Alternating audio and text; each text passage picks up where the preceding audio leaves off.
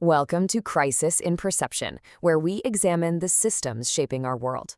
This is a compressed, structural companion to the deep dive. This is not a summary, this is not advice. So today we're using Eve Rodsky's book, Find Your Unicorn Space, as a kind of case study to dissect an invisible system that runs our daily lives. And this quote from Aaron Ehrenberg, wow, it just perfectly captures this feeling that so many people report, right? This sense of being adrift, of losing track of who you are outside of your roles and responsibilities. Now, that feeling of disconnection, it's a really common experience. But what if it isn't just a personal problem? What if it's actually a symptom of a much larger invisible system? So what exactly is this hidden operating system we're going to examine today? Okay, at its very core, what we're talking about is the set of unwritten rules that govern how time gets divided up inside a home. This system is what quietly dictates who has time for what, especially when unpaid domestic work clashes with the kind of creative and personal pursuits that actually make us feel like ourselves.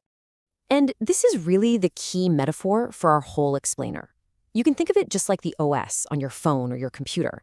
It's always running in the background, allocating your mental and your temporal resources, your RAM and your processing power, often without you ever consciously reviewing it. And it's all based on this pre-written code of societal expectations. And this image here really gets at the heart of it. These systems are never neutral. They're more like a game board with a very clearly defined path. They have rules and a logic that actively rewards certain moves while penalizing others, which leads to some very specific and honestly very predictable results. So, with that in mind, let's take a look at the actual source code of this operating system, the specific incentives that are driving all of our behavior within it. These 4 lines of code are just incredibly powerful. And these aren't just, abstract ideas. They are active rules that are shaping our choices and how we allocate our time every single day. So the system elevates paid work, it makes home and childcare work invisible, it praises you for giving until you have nothing left, and it frames your own personal creativity not as something essential, but as some kind of optional add-on. And what's so wild about this point is how it captures the powerful cultural reinforcement behind that third incentive. The system doesn't just allow for self-sacrifice, it actively applauds it. And that creates this feedback loop where putting yourself last is seen as proof that you're a good mother or a good partner. Okay, so when a system is running on that exact code, prioritizing paid work, rewarding self-sacrifice, devaluing creativity, what are the logical, totally predictable outcomes that it's going to produce? Well, the system generates what you could call runtime errors. But here's the catch. They aren't errors at all. They are the intended results of its design. Your identity gets compressed down into just a few roles. Exhaustion becomes your default state. And any attempt you make to reclaim time for yourself is often met with this intense internal guilt because it's been framed as selfish. This quote from Rodsky's research is just a perfect articulation of that chronic exhaustion. It's not just about being tired, right? It's about this feeling of being an endless process, a conveyor belt with no off switch, while your partner gets to be a single plate that can just be full. And that experience, that's a feature, not a bug of the system. And the data absolutely backs this up. During the pandemic, the system's flaws were just magnified for everyone to see. According to one study, U.S. women's unpaid labor, we're talking childcare and housework, increased by a staggering 153%. It literally pushed millions out of the paid workforce. Research also uncovered what's being called the child interruption gap. What they found was in 2-parent, opposite-sex households, mothers were dedicating over 2 hours more per day to childcare than fathers were. That is not an accident. That is a direct outcome of the system's default settings. So you have to ask, if the outcomes are so draining, if they lead to burnout and this loss of identity, why does this hidden operating system just keep running? Why don't we just uninstall it? Because the system is incredibly resilient.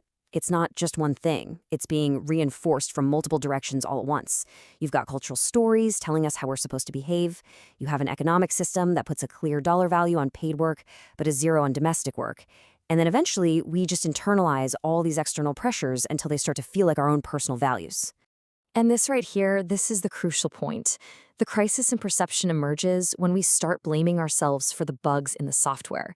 We experience the exhaustion and the identity loss that the system creates, and we conclude that we are failing, that we're not organized enough, or we're just not trying hard enough. This quote from psychiatrist Dr. Pooja Lakshman just gets right to the heart of it. The system is literally set up in a way that makes it almost impossible to feel like you're winning as both a professional and a parent. So we internalize the system's failures as our own. And that very act of self-blame is the main mechanism that stops us from ever questioning the system itself. So finally, it is absolutely critical to understand that this domestic operating system, it isn't some standalone program. It's plugged into a much larger network, a wider grid of social and economic systems. The rules inside the home are, in so many ways, a direct reflection of the rules outside the home. This domestic system connects directly to labor markets that often punish parents for taking time off for caregiving. It's plugged into a culture that tells us our value is tied to our productivity. And it's shaped by institutions that overwhelmingly define value in purely economic terms. This quote from Sonia Renee Taylor is just so powerful because it completely reframes your perspective. It suggests that the goal shouldn't be to get back to normal, because that normal was already built on a flawed foundation. The disruption we all experienced wasn't just a crisis. It was also a chance to finally see the cracks in the system's fundamental logic. And that brings us to our final thought. If all this exhaustion, this guilt, this loss of self, if it's not a personal failing, not a problem with the user, but it's actually the predictable outcome of a faulty code, then the whole challenge changes, doesn't it? The question is no longer how do I fix myself, but what does it mean to start rewriting the system? Recognizing the structure is the very first step. Understanding how the system is designed gives us the clarity to see where change might actually be possible. Crisis in Perception examines how systems shape belief and how better tools help us see clearly. This project is free and publicly accessible. If you'd like to support the time, tools, and research behind Crisis in Perception, you can become a supporter on Patreon. For a longer audio-based analysis of this topic, see the deep dive linked in the description. If you enjoy this kind of systems-level analysis, please like, subscribe, and comment with books or topics you'd like us to explore next.